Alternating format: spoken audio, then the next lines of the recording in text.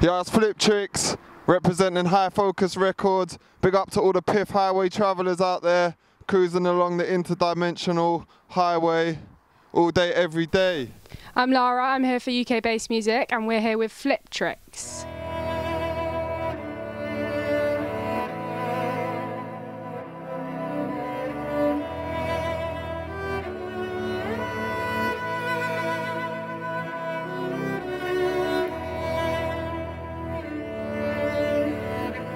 Firstly, congratulations on winning Best Solo Male for Wordplay magazine. How does that feel?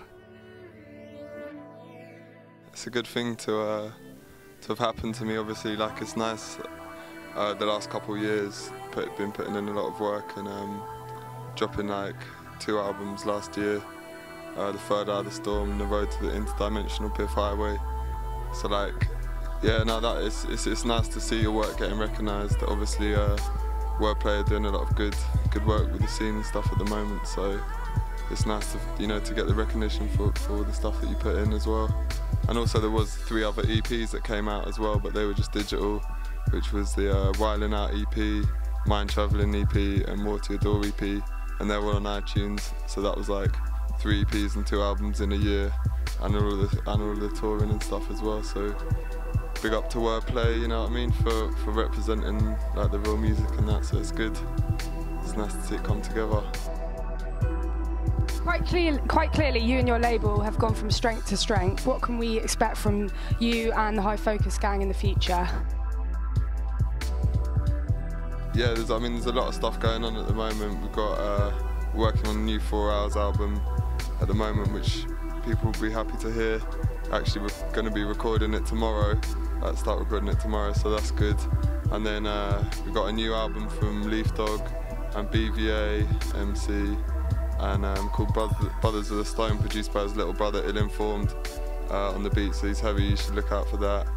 The Dead Players album, which is Jambaxter and Dabbler, that collaborative project with Ghost Town on the beats, that's coming. New Dirty Dyke album.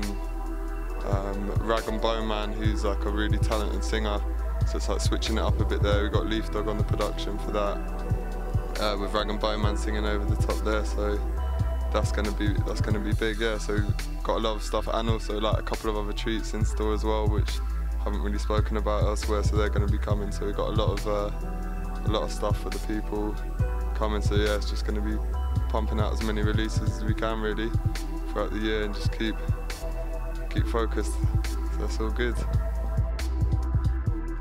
They of course go hand in hand together, but what would you rather? Do you rather being in a studio or performing live? It's a tough one really, because doing the studio stuff is like, writing the lyrics is like my creative drive. So when I'm writing the lyrics, like, it depends what tune it is. If it's something like Mind Travelling or The Essence or whatever, like can be kind of deep, do you know what I mean? I'm just like in my room, like sometimes even with the lights out, just like wilding out, just like channeling the bars basically, innit? And then if it's like the 4 Hour stuff, like we get together and write the lyrics together, so that there's a whole creative process with a group is like completely different to your solo stuff. But then doing live performances is like the pure energy of the shows, like, so that's a big thing, it's like what you give to the crowd you get back. And I live for performing live, like, because that's showcasing your material, like, to the people that love it, and like getting new fans and stuff. So it's 50-50 really, like they go hand in hand. But yeah, it's all about, I enjoy creating the music, and yeah, it's just great. I like to see the world for my music really. That's my main thing. I want to try and like travel to as many different places as I can through music. That's my dream really. So that's the one really. Where do you get your inspiration from? I mean, have you travelled a lot around the world and taken bits from places and then written stuff about it? Or, I mean, how do you go about that kind of stuff? Inspiration, I mean, it's a hard question where it all comes from really, but I mean, in recent times, like quite a lot of it has just been through like knowledging, like, as I like to call it, like reading. Like I like to read quite a lot, and just life, like life's experiences, like whatever life throws at me.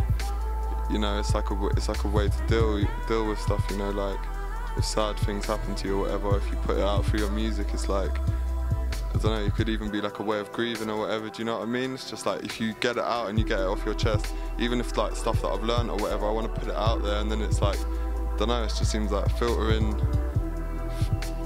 like the stuff that I learned and my life's experiences through the music, really. But yeah.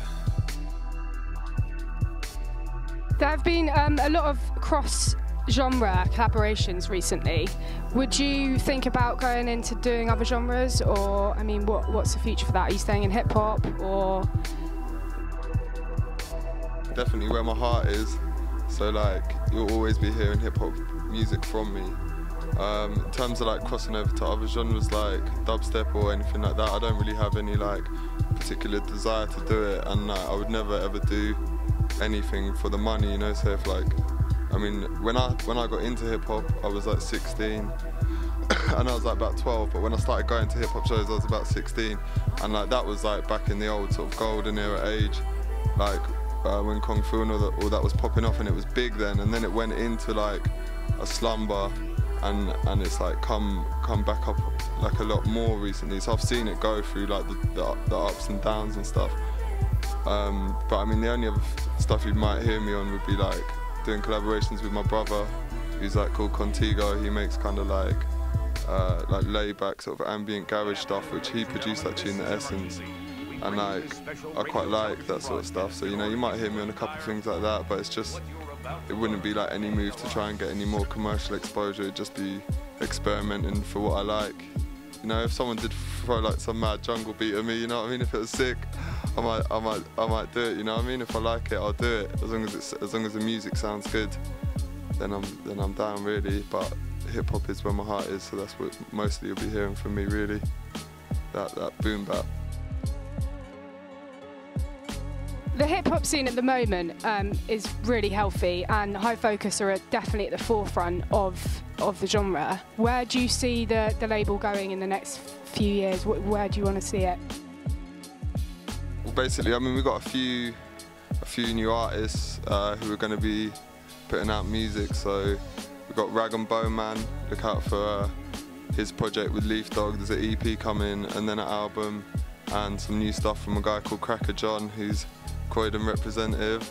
And also we're doing a project with legend Ransom Bad Bones as well, which is all finished. So like, we've got a few new signings, and just keeping pumping out stuff from all the guys that you know. And really, I just want to try and take it worldwide, you know. Like we've managed to get quite a lot of recognition over the UK, and like a lot of people all over the world. I mean, even like DJ Clips has been playing our stuff on DJ Premier's show and stuff, so we've been getting recognition out in America, and just really, I just want to take it worldwide. Like literally, like the sky is the limit, innit? I'll just keep doing what we're doing and just keep putting out as much music, as many videos, like high quality product. But you know, it's got the quality's got to be there, you know, but and have the quantity as well. You know, best of both worlds, basically.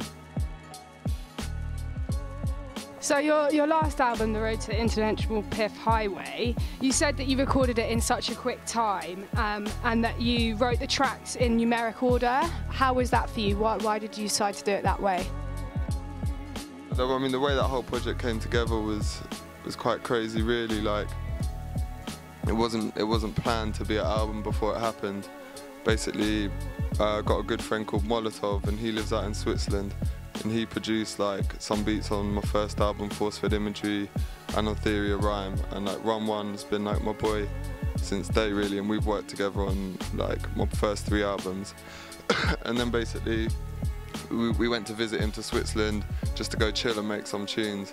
And then we made like 5 tunes out there, which is the first 5 tunes on the album. And then once we've done that, we're like, all right, we've got something here, you know what I mean? We're really happy with all of these tunes. And then, so he came to the UK to visit, and then we made another 9 tunes, and then we had 14 tunes, basically. And like, every tune you hear is in order of creation, but that wasn't like a conscious decision at first.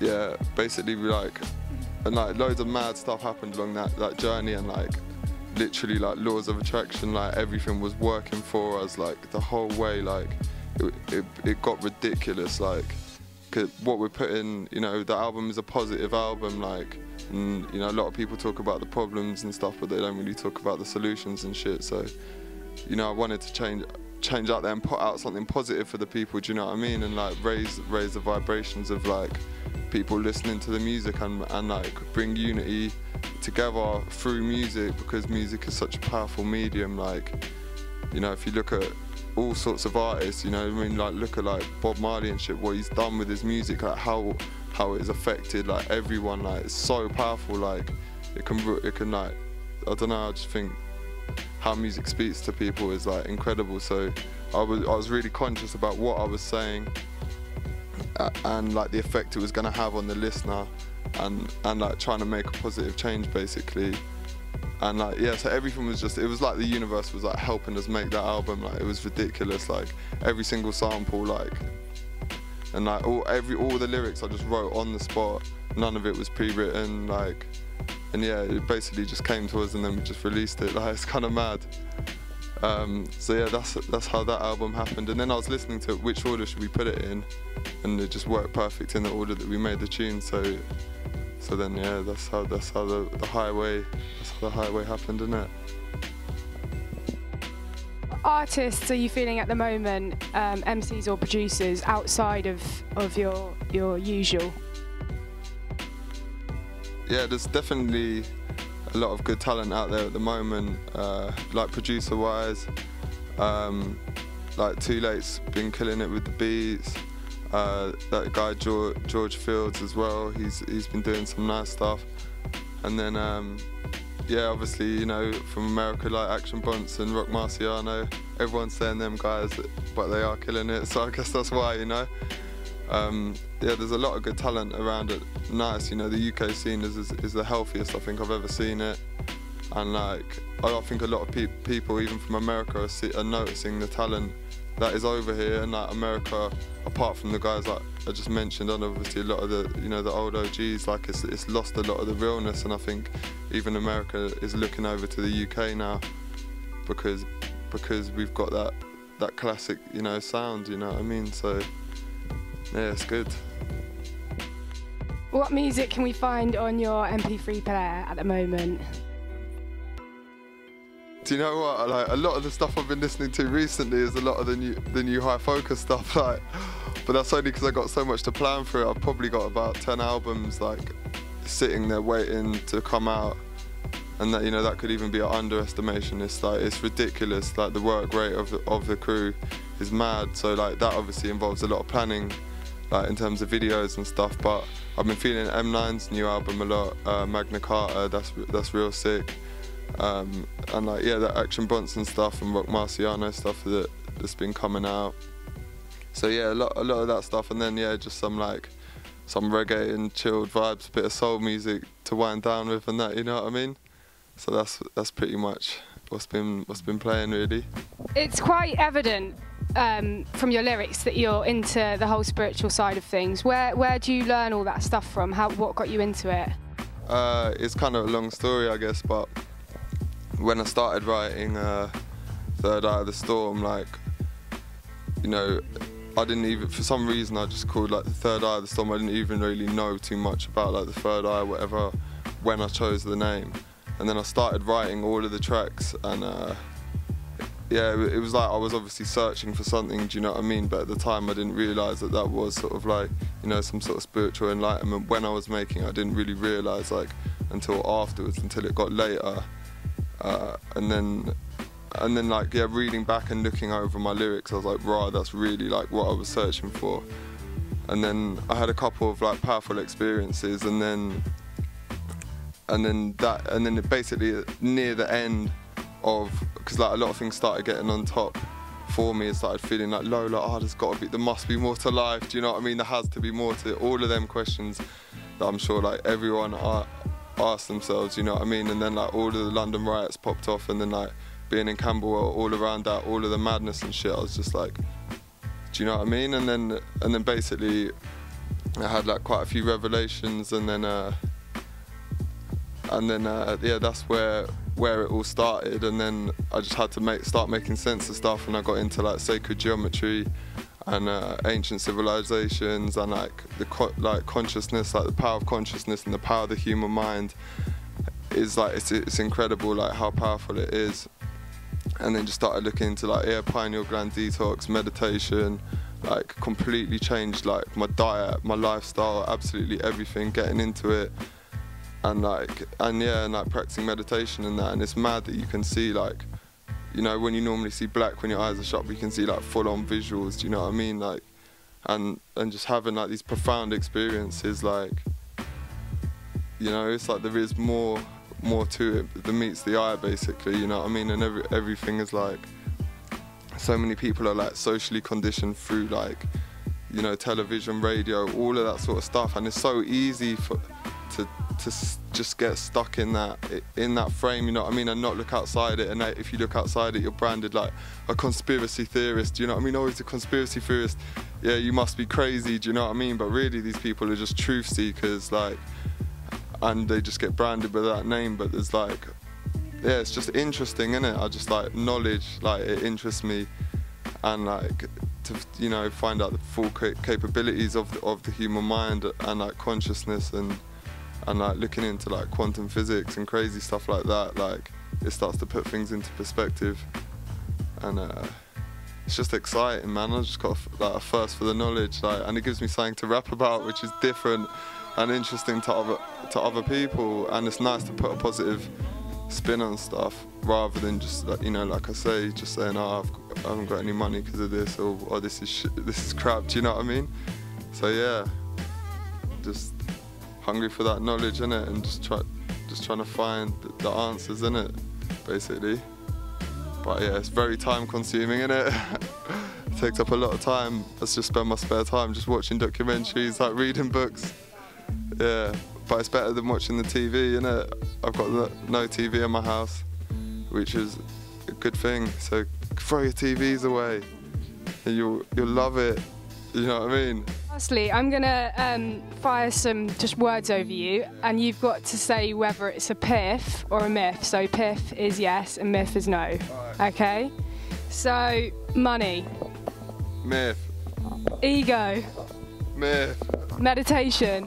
Piff. Snapbacks. Piff. Materialism. Myth. Open mic night. Piff. Festivals. Piff. That's it. Nice one. This is Fliptrix for UK bass music. Big love to all the highway travellers. Stay piffing. One love. High Focus Records.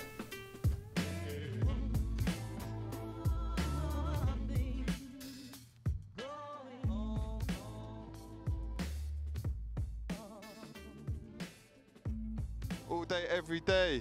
Yo, bun marijuana. Overthrow the government, legalise it and farm it. Gotta spread the truth, it cures disease, brings peace and laughter. Makes you real haps, creative and calmer. I never mix tobacco with the zoogie, that's the harmer. It's vapor up your back road, nice roach, fat things, blowing O-rings out my macabre. Gonna get the munchies, then I desecrate my salas with chocolates for after. Elevated state of mind, floating by the rafters. The sticky ickies, chronic mans in brickies like what the ras cuz. 100,000 deaths each year from prescription drugs. The total known in the world from weed's none. I'm bunning weed for 13 years, I've never been better. Ever since the teen I pledged to never give up weed ever. Better build another zoot, now get lean, brother. I bun up mad zoogie daily. Living for the chronic, cause Sonny has never failed me. Platonic with the friendship, it's always there and it helped me. Book me for a show, well then Sonny, you're gonna smell thee. Weed coming out of my pocket, you know it's OG. Kush, blueberry, the cheese, I be smoking Ozies. Blowing those ghosties, comatose in the zone. Conjuring the flows full of pros from a smoked tree.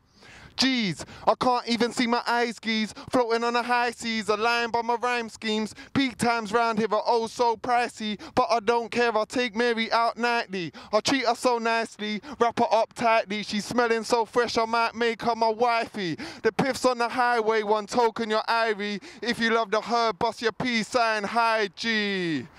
Fliptrix, High Focus Records. Big up UK bass music. One.